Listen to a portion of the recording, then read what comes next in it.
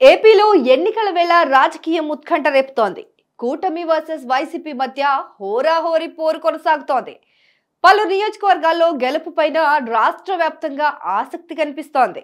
గుంటూరు పశ్చిమ నియోజకవర్గం నుంచి వైసీపీ అభ్యర్థిగా విడుదల రజని పోటీ చేస్తున్నారు. టీడీపీ నుంచి కొత్త అభ్యర్థి గల్లా మాధవి బరిలోకి దిగారు. అయితే అక్కడ గెలుపు గురించి సీఎం జగన్ ప్రత్యేకంగా రజనీకి దిశానిర్దేశం చేశారు.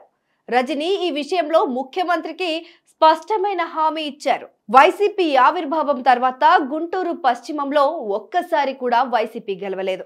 ఈసారి ఎలాగైనా గెలవాలనే లక్ష్యంతో రజనీకి అక్కడ బాధ్యతలు అప్పగిస్తున్నట్లు సీఎం జగన్ ముందు నుంచే టార్గెట్ పెట్టుకున్నారు. గత ఎన్నికల్లో చిలకలూరుపేట నియోజకవర్గం నుంచి ఎమ్మెల్యేగా గెలిచి మంత్రిగా కూడా బాధ్యతలు వహించిన తాను ఎక్కడ నుంచి పోటీ చేసినా గెలుస్తానంటూ కాన్ఫిడెంట్ గా ఉన్నారు రజనీ. ఈసారి గుంటూరు వెస్ట్ లో గెలిచి ఆ సీటును జగన్ కు బహుమతిగా ఇస్తానని రజనీ పలు సందర్భాల్లో చెప్పుకొచ్చారు. అయితే గుంటూరు వెస్ట్ నుంచి మంత్రి విడుదల రజనీ ఒక్కరే కాదు, మరో విడుదల రజనీ కూడా ఎన్నికల బరిలో ఉన్నారు. అవును, అదే పేరుతో ఉన్న మరో మహిళ సైతం నామినేషన్ వేసేందుకు ప్రయత్నించి రాష్ట్ర రాజకీయాల్లో కాకరేపారు. నామినేషన్ వేయడానికి ముందు ఆమె కిడ్నాప్ కు గురయ్యారనే హై డ్రామా సాగింది. వైసీపీ నాయకులే కావాలని ఈ సీన్ క్రియేట్ చేశారని, దాన్ని కూటమిపై నెట్టే ప్రయత్నం చేసి ఓట్లు కూడగొట్టుకోవాలని చూస్తున్నారని టీడీపీ నాయకులు భావించారు. అయితే విడుదల రజనీ 2 ఎట్టకేలకు నామినేషన్ వేశారు.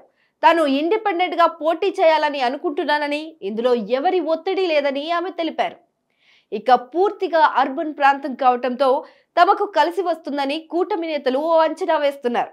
కొత్త అభ్యర్థి అయినప్పటికీ ప్రచారంలో దూసుకు వెళ్తున్నారు మాధవి. ఇప్పటికే నియోజకవర్గం మొత్తం ప్రతి ఇంటికి చేరువయ్యారు. సామాజిక సమీకరణాలు సైతం మాధవికి అనుకూలంగానే కనిపిస్తున్నాయి.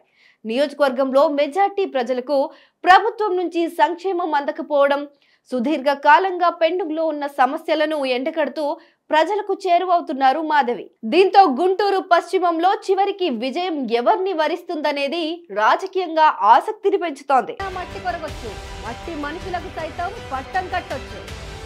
ఎవరిని సింహాసనం ఎక్కించాలో, ఎవరి మెడలు వంచాలో ప్రజలకు బాగా తెలుసు. ఇప్పుడు సమయం ఆసన్నమైంది.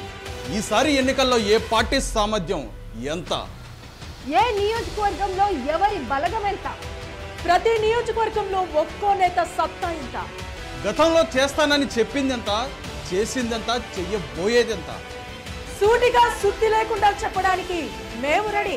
మీరు రెడీనా?